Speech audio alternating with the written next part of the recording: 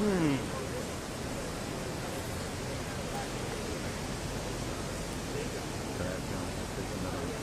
is it? November 30th? Is that when it's over? Yeah. I think once we get through October, we're not. We still got another month.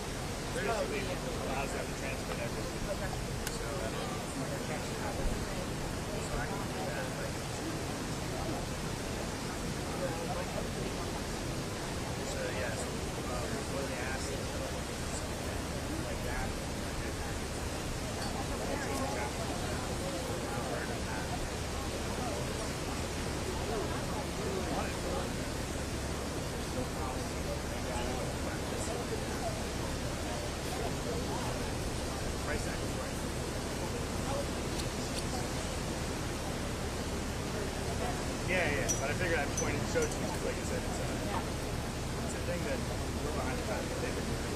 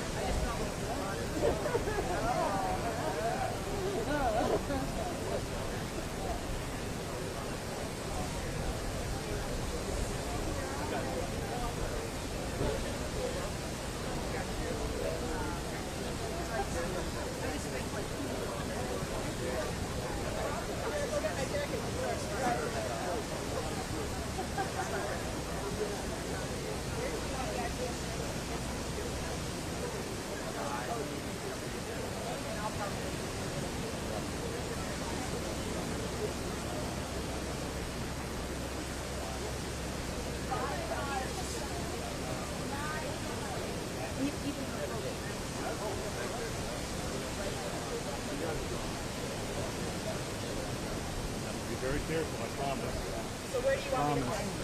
Thank you very much.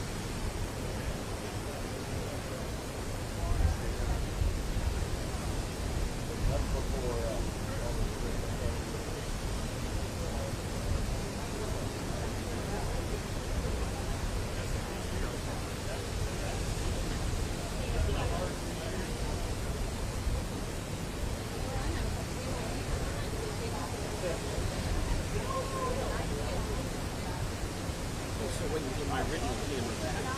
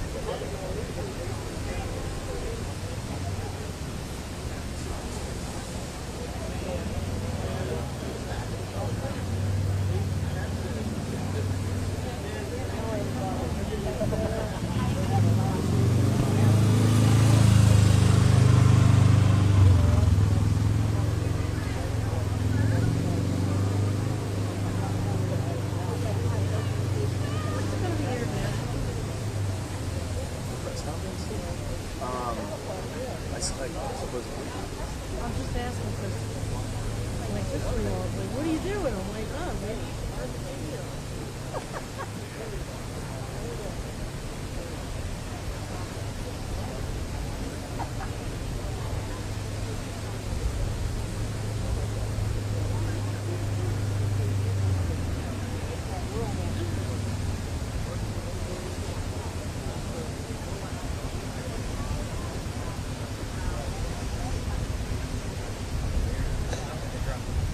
You guys, do they have a backup?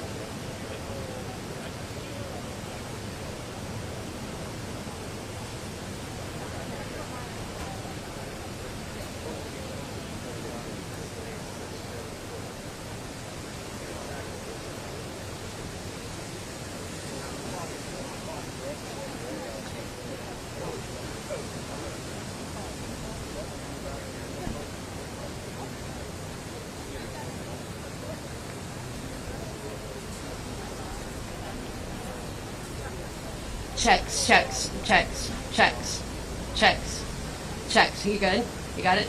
Checks, checks, checks, checks.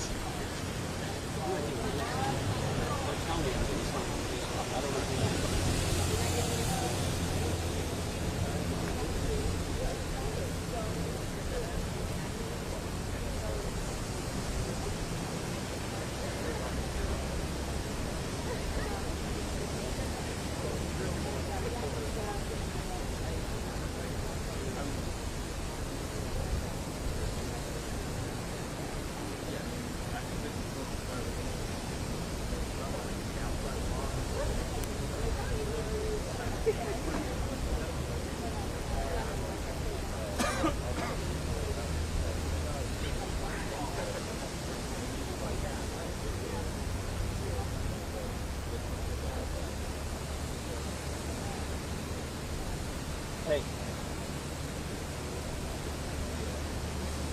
Motherfucker, I asked y'all this earlier.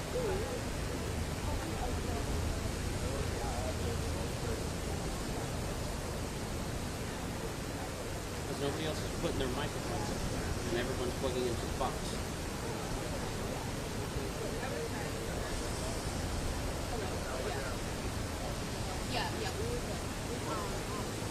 Yeah, I'm gonna mess around with the settings to see if I can do it, okay?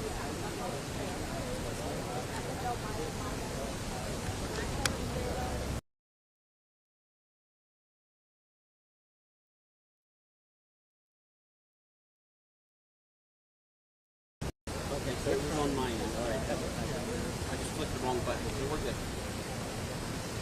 Yep, later.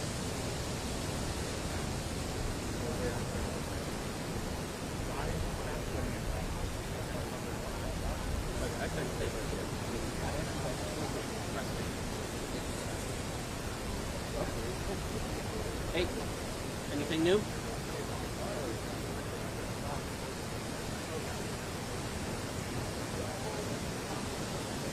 Okay, try it now.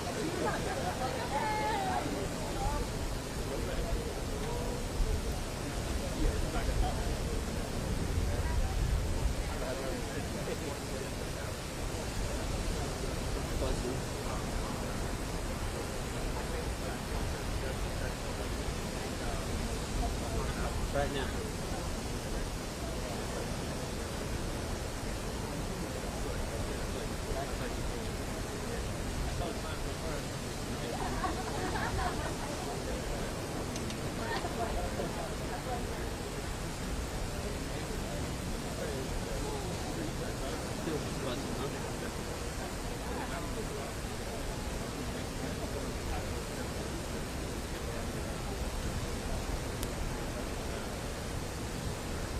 Yeah, I'm here. I'm listening.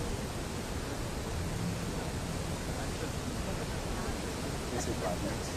I think we're probably good today.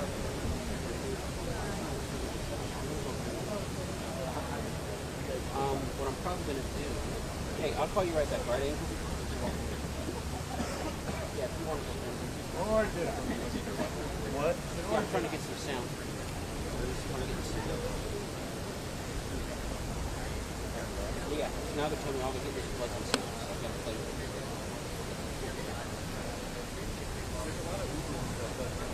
I'll give you a thumbs up when I got it.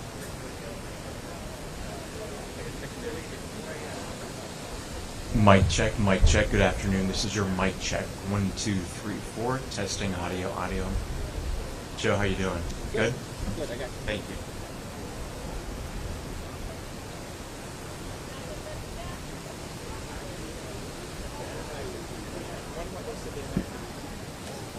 Well, the thing is, yeah, it only audio.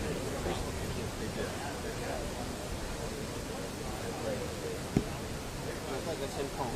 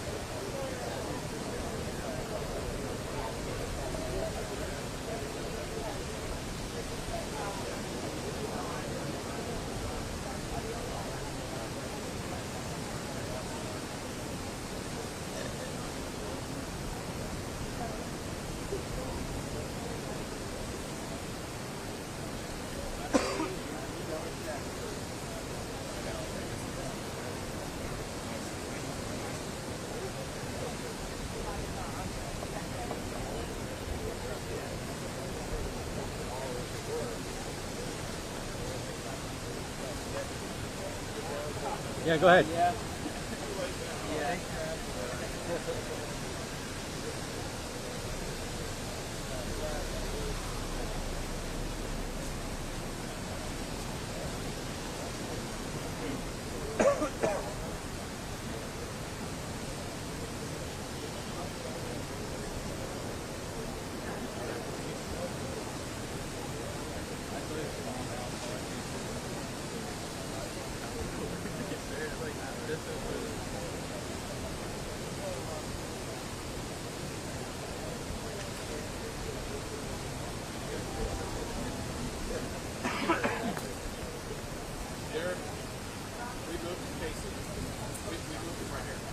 Oh, hey, Charlie. I'm back here. You want water?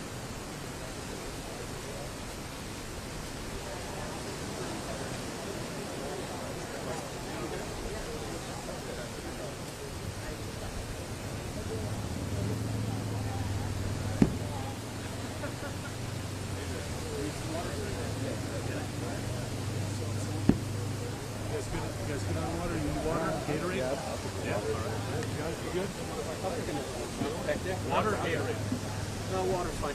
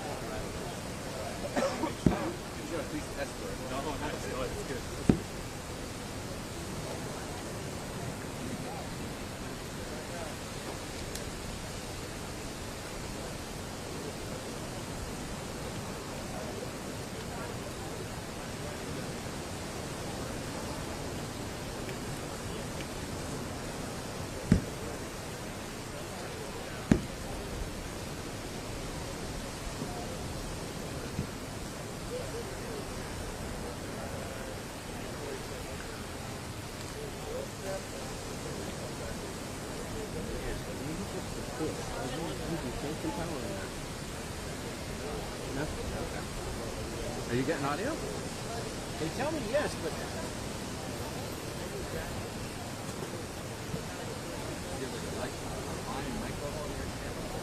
yeah, you have to look here. This thing got water long.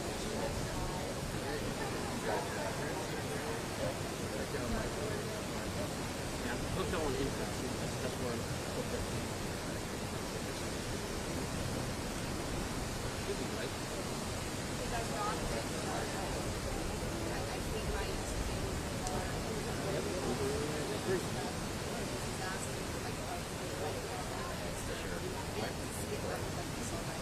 They got wet.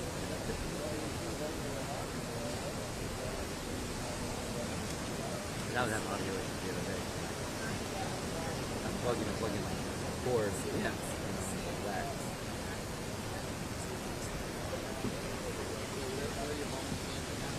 That's going to use the single earpiece. Or is I that a only- pain in the butt for you? I only use it, for live shots. I have earbuds I use because I like to be able to hear both ears. Yeah. Especially, if you hear. Well, this is what they gave us, and I don't like it, especially in the summertime because it's so too hot. So I opted for these, and I prefer these to isolate the outside.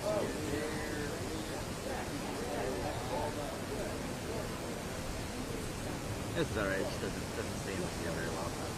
For what I need it for, it's fine. Yeah.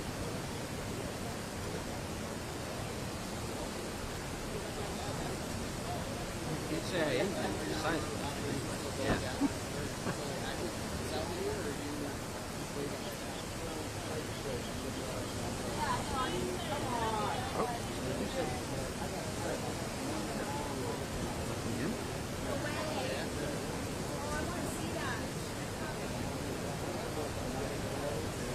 Well, when you compare it to, this is a lower.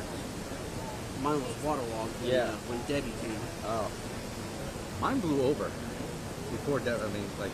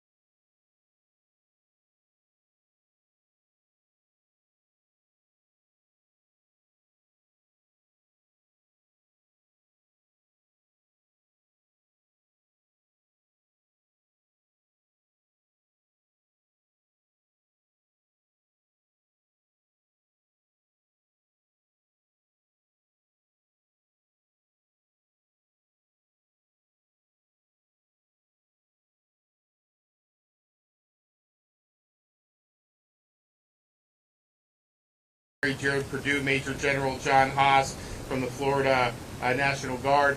We were in the areas that were kind of suffered the direct hit up in Taylor County earlier today. And some of those places like Deacle Beach, Keaton Beach, they had actually just been hit by Hurricane Idalia, which was also a major hurricane. Actually reached Category 4, and then it kind of slowed down before it made landfall. And there was damage, and they hadn't had a named storm hit that area in forever. And so there was damage, but the damage from this one, when you're going over there, is, I mean, there were homes that were untouched, basically, all suffered no damage in Idalia, that were totally wiped out, like nothing but concrete slab left over. So there's some real significant damage in that part where the eye wall came onto land, and those folks have had multiple storms now in the last 13 months, as well as some other economic dislocations. They had a big mill closure last year, and there's just a lot going on. So that was difficult to see. Folks that had been very resilient in the face of a couple recent storms, but then to just see everything washed out on some of those homes was really catastrophic.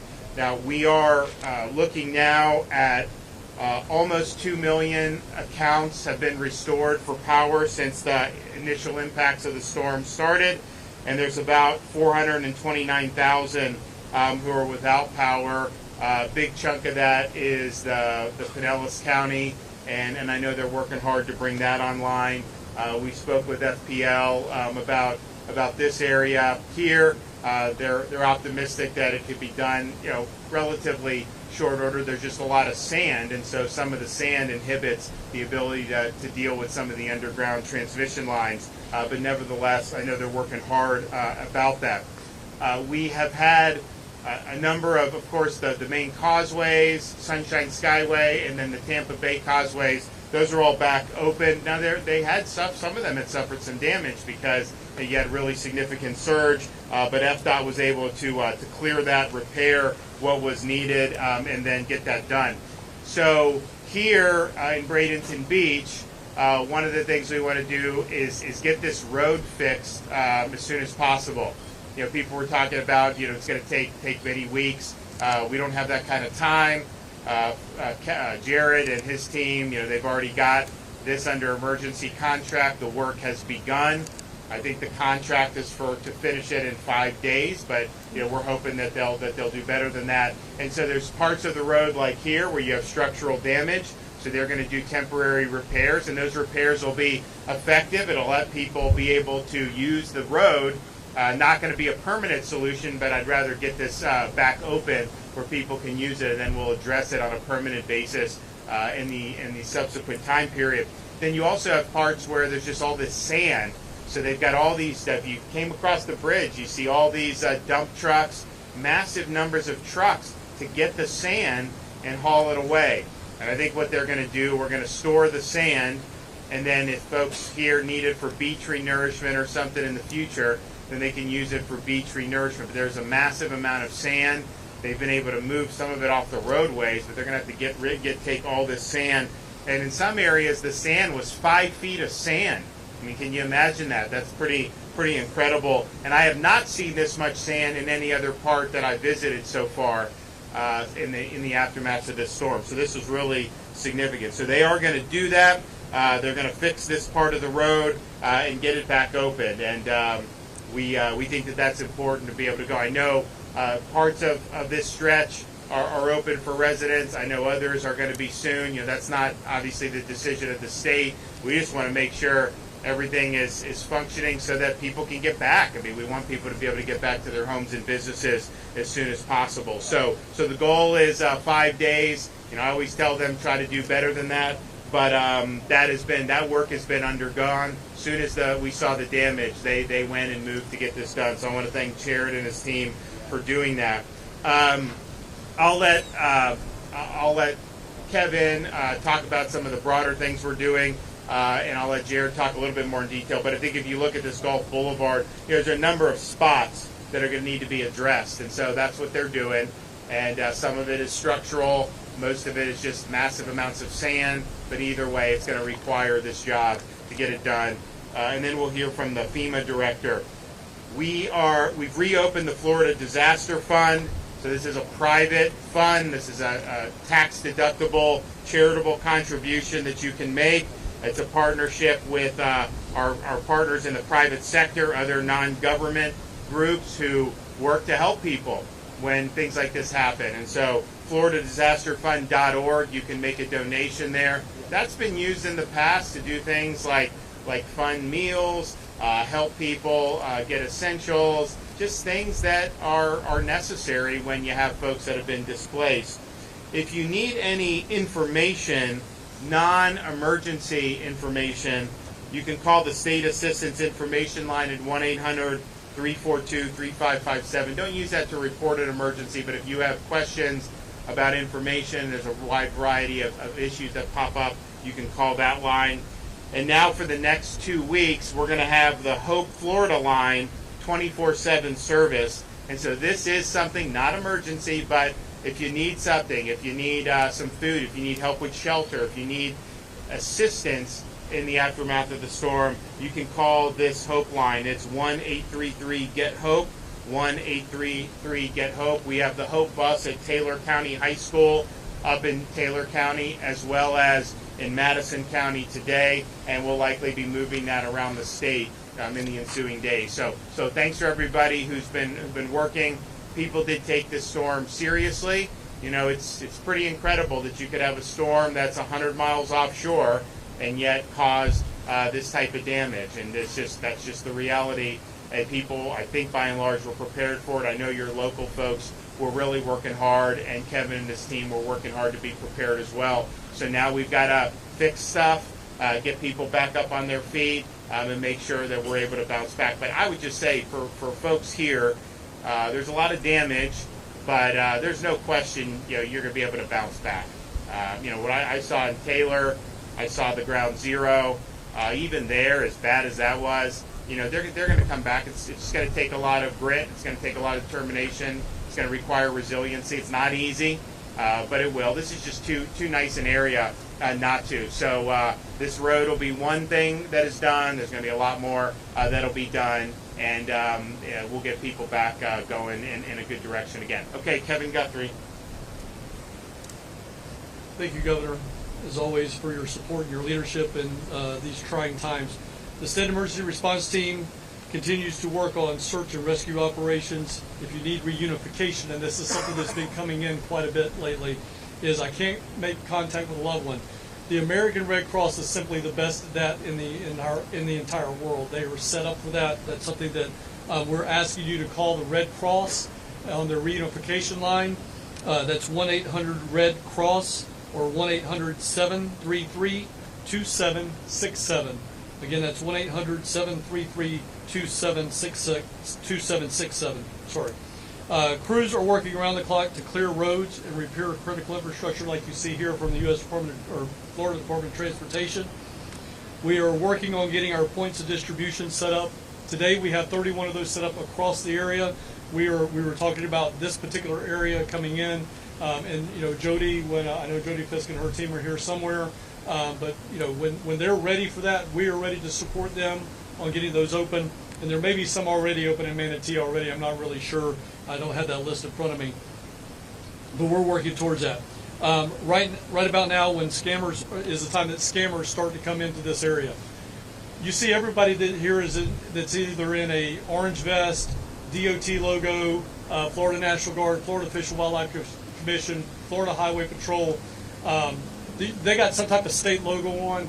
You can go and say, hey, look, this person over here, I'm not really sure about them. They're asking for cash. All of these state employees will roll that information up to us, and we'll get the right people to come out here and start working on that. It takes all of us to make sure that people don't come in here and take advantage of our residents, and we want to make sure that we're doing that. When that happens, you, again, report it up. You can also verify and check any contractor's license at myfloridalicense.com. Again, that's myfloridalicense.com. If you cannot get on, you can't get online for whatever reason, feel free to also contact us at 866-532-1440. That's 866-532-1440. If you receive damage to your home, take pictures before you start your cleanup. Make sure you take pictures of the outside, wide view, narrow view, inside, wide view, narrow view as well. Make sure that if you have a watermark in your house, make sure you document where that watermark's at. Take a ruler, take a tape measure, photographic. There are some generic things that we can kind of somewhat figure out what the height was between your electrical outlets and your doorknobs and things like that. So if you don't have that, try to get an electrical outlet in the picture, try to get a doorknob in the picture. That gives us some point of reference. As we are entering the recovery phase of this, please make sure that you're not interacting with power lines, other lines that are on the ground. You don't know what is a fiber optic, keeping your 911 service up and running. You don't know what is electrical. You don't know what is cable. Do not cut any lines. Please be very, very careful about that.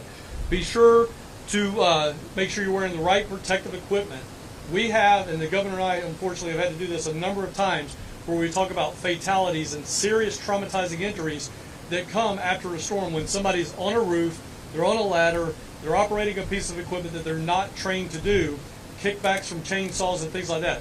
Make sure if you're going to do it, at least wear the right protective equipment. As you look around you, all the DOT personnel and other construction workers wearing hard hats, wearing safety goggles, wearing the appropriate closed-toed shoes, wearing chaps and things of that nature. Please make sure you're being safe when you're doing it.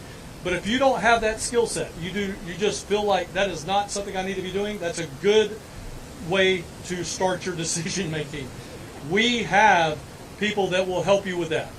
We are proud to announce that Crisis Cleanup has once again partnered with the Florida Division of Emergency Management in the state of Florida. We will send volunteers out to help you. That number is 1-844-965-1386. Again, 844-965-1386. Make sure you avoid unnecessary travel on the roads, as there's maybe a lot of dangerous situations, including what we're standing on right now. Listen to your local authorities for updates when it is safe to return home. For general information, as the governor has already said, make sure you contact our State Assistance Information Line or our cell line. That is not an emergency line. If you're just needing information, get a direction on where to go, make sure you're calling that number at 1-800-342-3557, where we have assistance available in English, Spanish, and Haitian Creole. The governor wanted me to talk last stop about housing, so I'm going to go ahead and do that now too. Basically, we have three forms of housing assistance. The first one is what we call our state home repair program, and I'm going to stop there for just a second. If you are wondering where to send your dollars for voluntary donations, there's a lot of good voluntary organizations that will be more than happy to take your money. But if something like housing repair sounds like, hey, I want to invest in that. That is what we use the Florida Disaster Foundation. It's one of the many things, but that's a really great place to throw your money. It will help people who are truly in need, that need their state home repair program done. So we get money from that. We turn it right around. We get folks like the Salvation Army, the American Red Cross, Team Rubicon, the Southern Baptists, and all of the religious organizations that come out and help us. That's how we help fund them to do the work for you all. So again, that's a very, very good place to put your dollars. So that's the state home repair program. The second one that we have is the state's what we call non-congregate shelter travel trailer program. We really like to take that program and pair it with our state home repair program so that you can stay on your property while you're repairing your program. Then we'll come and take the trailer away and give or take about 6 months. That is a 6-month program. Deanne is very courteous every now and then and gives us a 6-month extension to 12 months. But 12 months is a hard line in the sand, no pun intended, since we're standing here. But we have to close that program out at 12 months. So that's the state's non-congregate shelter travel trailer program. The last program that I'll speak about, and I'm sure the administrator will probably speak about it just a little bit more, is an 18-month FEMA direct housing program for areas that receive individual assistance and qualify for the individual housing program. They can turn on the direct federal or the direct housing assistance. If you're in a state trailer, you may qualify for the federal program. The good news is we're not going to be bureaucratic and say you got to get out of mine and get into hers. She will literally buy that from me, and you can stay in the exact same travel trailer, and now you're up to about 18 months in that same location. So we're going to work together with each other on that coordination effort to make sure that you don't have to go through bureaucratic nonsense. The last thing I'll say is Again, I know you guys are in good hands. She's going to kill me when I say this, but you guys stole one of the best employees that I had in Jody Fisk, and she's already started leaving somewhere. But your public safety director here in Manatee County is fantastic. And if you need things, go to your local public safety, your county emergency management agency. For more information on us, make sure you follow us at FLSERT on X and Instagram, and at FDEM on Facebook for real-time updates. Governor, as always, Jared, John, thank you for all your assistance. Deanne, also, thank you. All right, thank you, Governor, so much for your leadership as somebody who's personally lived through several hurricanes and worked many. A lot of our FDOT team members also were very appreciative of your leadership, Governor, and the decisive, quick action, and really encouraging all of us as a team to jump in and help people in their greatest time of need. We're standing here on State Road 789, which sustained significant damage from Hurricane Helene, along with just mounds and mounds of sand. One of our goals here at FDOT is to get this community back to normal as quickly as possible. And as soon as the water receded, our FDOT team here in District 1 jumped into action under the leadership of District 1 Secretary L.K. Nandum and immediately started doing damage assessments. We brought our people, our equipment. They all swarmed the area and started moving sand as quickly as possible. You've seen them out here working all day yesterday. We also jumped into action, put a scope together, solicited bids, and got under contract immediately after the storm passed through to repair this road and get this community back to normal. Our contractor, DeMoya, has already gone to work. They're going to be repairing this road. They're going to be moving the sand. We set a schedule of 5 days, but you heard the governor. He has very high expectations, so there's a full anticipation. We're going to work around the clock to get this done as quickly as possible. And you have that commitment from me as secretary. You have that commitment from the DOT team here. We are going to continue working hard statewide. If you look at our statewide efforts thus far, we've had over 800 crew members actively working in the field to get roads cleared. We've cleared over 12,000 miles of roadway. We're 96% complete in getting all of the roadways cleared. The ones we have not got to yet just simply are not accessible because of water. But those will be quickly cleared as soon as we can get to them. 129 bridge inspectors have already cleared and inspected nearly 1,400 bridges across the state.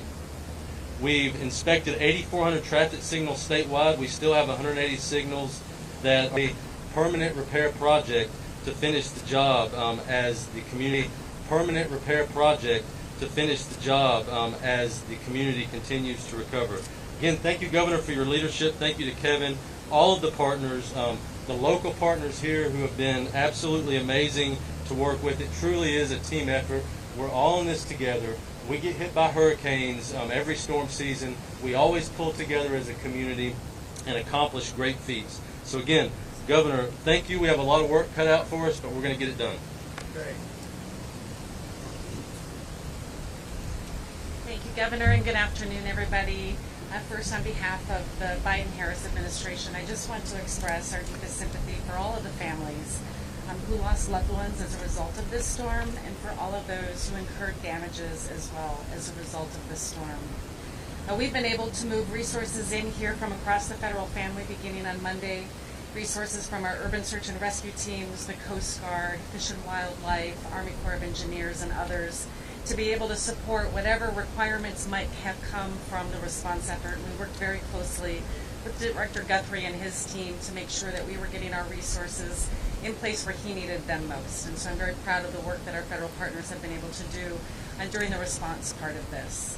As we move into the recovery phase now, I know the governor's team is finalizing the paperwork for an expedited major disaster declaration. And the purpose of my visit here today is to be able to see firsthand what these impacts are, to be able to talk to the people in the communities that have been impacted, so I can make sure that we get that through our system as quickly as possible, and that's exactly what we'll do. If and when there is an individual assistance declaration that is made, you heard Director Guthrie talk a little bit about some of the different programs. We also have a variety of different programs, and I think the important thing to remember is that we know that there are individuals, there are families that have experienced impacts from multiple storms now. Over the last year and a half, year plus, 3 different storms in this part of the state. And we know that everybody has their own specific and unique circumstance. And so we don't want to have a one-size-fits-all approach. We want to work very closely with Director Guthrie and his team, and then with all of those that have been impacted, so we can find the right solution for you to help you on your road to recovery. We know that recovery can be complicated, but we know that when we work together, we can make anything happen. And I've directed my team, especially for those that have had impacts from multiple storms, to make sure that we're doing whatever we can to reduce the burden that you are experiencing still from perhaps recovering from previous storms as you begin the recovery from this storm as well. So know that FEMA, the rest of the federal family, we are going to continue to be here now to support you through the recovery process, or close coordination with Director Guthrie and his team, and we'll be able to provide whatever resources the governor and his team might need as we continue to support this recovery. Thank you. Okay, well, we're FDOT's hard at work. This is obviously a big priority to make sure that this road is functioning again. So they're going to be working around the clock to get that done, and we'll hopefully have good news on that soon. Yes? For longtime residents who bought their homes here 30, 40 years ago, who don't have the money to rebuild and don't want to leave, is there anything you guys plan on doing to help them from having to leave where they've lived for Well, years? Kevin talked about the three kind of buckets that he has in terms of housing assistance.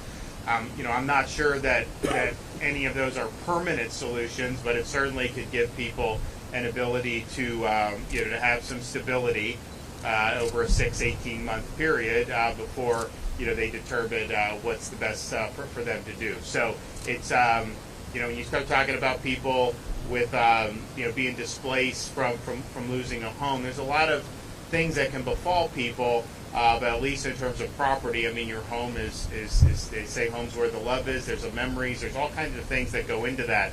So it's more than just the dollars and cents. In fact, I was up in Taylor County. The neighbor had a photo from the neighbor that some of this was obliterated, and yet they found some family photos. So these are things that are really impactful. It's not an easy thing to go through. Kevin's going to maximize the tools that we have. They're limited tools, but they're tools that can potentially be helpful for folks for at least a decent period of time. And just in terms of access to the island, the sheriff has said he doesn't feel like it's safe right now for people to come to Bradenton Beach. What do you think about that? So that's their decision and how they're managing their cities and county.